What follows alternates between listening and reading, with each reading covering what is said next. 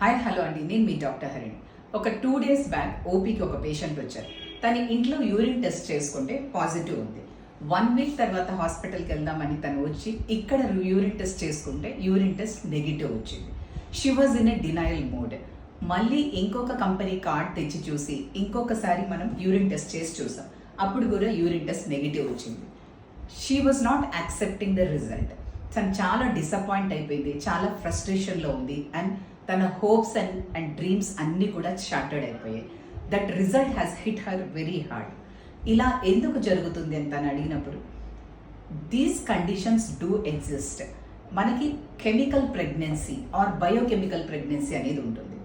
So దీనిలో urine test positive వచ్చిన తర్వాత కూడా మీరు sometimes when you go back to the hospital and redo the test, that happens to be negative. It is quite possible. It is incredibly common. So what is this chemical pregnancy? దీనికి causes ఏంటి? దీన్ని మనం ఎలా prevent చేయొచ్చు? Are మనం దీనికి పేషెంట్కి ఎలాంటి ఎమోషనల్ సపోర్ట్ ఇవ్వాలి అనేది please do check in my long video.